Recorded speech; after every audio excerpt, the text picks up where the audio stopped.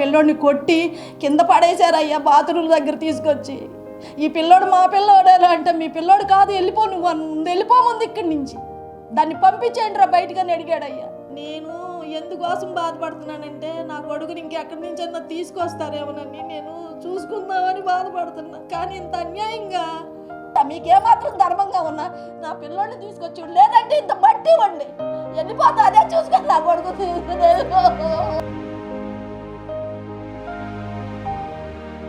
నా కొడుకు పేరు గాదే సాయికృష్ణ. 23 సంవత్సరాల పిల్లోడిని కృష్ణలంక నాగరాజు గారు నా ఇంటికి 2 కానిస్టేబుల్ని పంపించి నన్ను రమ్మన్నారు సార్ గారు అని చెప్పి తీసుకొచ్చాడు. సిఏ గారు రమ్మన్నారని చెప్పి నన్ను అక్కడి నుంచి తీసుకొచ్చాడు.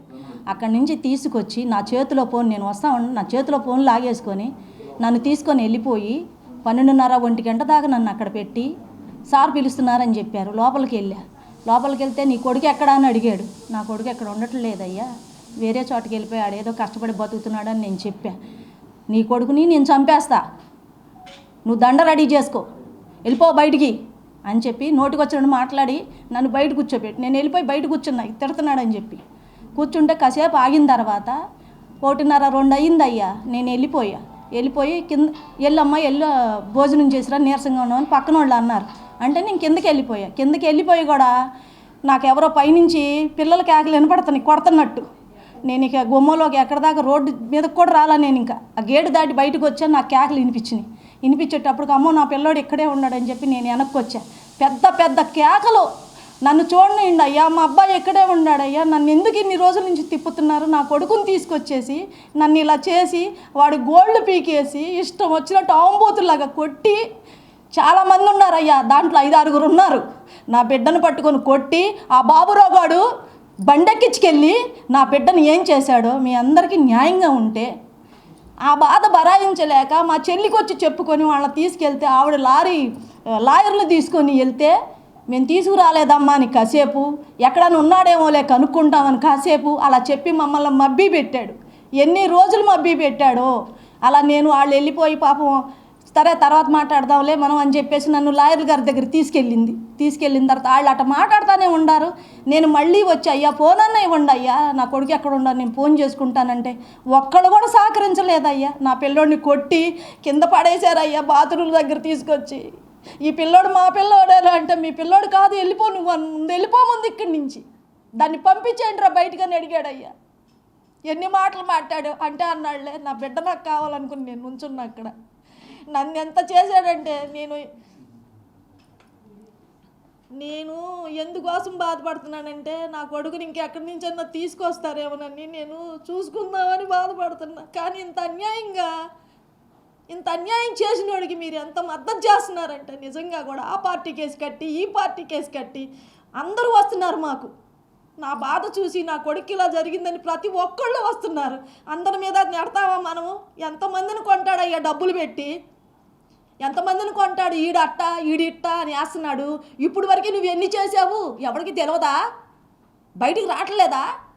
నువ్వు డబ్బులు పెట్టి కొనుక్కొని జరిపించుకుంటున్నావు. నువ్వు పోలీస్ ఆఫీసర్ అని ఇష్టం వచ్చినట్టు చేస్తావేంటి? ఒక్క కొడుకు 23 ఏళ్ల కుర్రాడిని నువ్వు అతి దారుణంగా కొట్టి మూట కట్టి పక్కన మారేసి తెల్లారి తీసుకెళ్ళి నువ్వు దానం చేయటా నువ్వెవడవే? నీకేడు సంబంధం? నీకు నాకేమైనా సంబంధం ఉందా? నా పిల్లోళ్ళు అంత దారుణం చేస్తావా? నాకు జరిగిన పరిస్థితి, నా బిడ్డకు జరిగిన పరిస్థితి ఎవరికి రాకూడదని నేను మీ అందరికీ దండం పెట్టి చెప్పుకుంటున్నా. నా పిల్లోడిని నాకు ఉంటే చూపించండి, లేకపోతే నాకు అంత ఇవ్వండి, మట్టన్నా ఇవ్వండి. పోనీ ఎక్కడ చేసాడో చెప్పండి, వెళ్ళిపోతాను నేను అక్కడికి. నేను వెళ్ళిపోతాను. నాకు ఈ కేసులు ఈ రాజకీయాలు నాకు నచ్చవు. మేము ఉంటే తిన్నాం, లేకపోతే బతికాం. మేము ఒక్క మాట మీదే బతికాం ఫస్ట్ నుంచి కూడా. మేము ఫస్ట్ నుంచి ఒక్క మాట మీదే బతికాం. ఇవాళ మేము ఇంతమందిలోకి వచ్చి అయ్యా నా బిడ్డను చూపించిండంటే ఏదేదో అంటగడుతున్నారు. ఆడట్టా ఈడిట్టా అని. దయచేసి మీరు నాకు రాజకీయాలు పొలవద్దు, నా కొడుకు రాజకీయాలు పొలవద్దు అయ్యా, మీకు దయచేసి చెప్తున్నాను. మేము అలాంటి వాళ్ళం కాదు. మేము అందులో బతికితే ఎట్టెందుకు అయ్యా, తింటానికి తిండి లేకుండా కట్టుకుంటాను గుడ్డలు లేకుండా ఆ బిడ్డ మార్కాపురంలో బతకాల్సిన అవసరం ఏంటి? కావాలంటే మీకు చూపిస్తా వాళ్ళని ఎలా ఉన్నాడో, ఎలాంటి మంచమో, ఎలా పడుకున్నాడో. చచ్చిపోయినాడు కూడా మీద కూడా నిందలేసి మీరు ఇలా చేస్తున్నారంటే మీకు ఏమాత్రం ధర్మం ఉన్న అందరికీ కూడా చెప్తున్నా, ప్రజలందరికీ చెప్తున్నా, నా కొడుకు న్యాయం చేయండి. నా కొడుకు అలాంటి వాడు కాదు. చిన్నప్పుడు గొడవలు ఆడుకున్న ఎవడో ఉండడు. పెద్దోళ్ళే ఎద్దుల్లాగా ఉండి కాంతప్పులు చేసి డబ్బులు కమ్ముడిపోతున్నారు. సిగ్గు అనిపించట్లేదా? ఓ పిల్లాడిని చంపేసి దారుణంగా తీసుకెళ్ళి దానం చేసి నా కడుపు కింద కోత పెట్టి నీకు సిగ్గు లేకుండా మాట్లాడుతున్నావే. నాకు ఎంత బాధగా ఉంది. నేనేనాడన్నా బయటకు వచ్చానా? నిన్ను ఎన్నిసార్లు అడుక్కున్నాను, అయ్యా ఒక్కసారి చూపించు అయ్యా, ఫోన్ చేపించండి అయ్యా, ఒక్కసారి మాట్లాడించండి అయ్యా, నా మాట ఇంటాడు పలుకుతాడయ్యా అంటే ఫోన్ లేకుండా చేసి పిల్లోడిని చంపేసి ఏం మాట్లాడతాడయ్యా?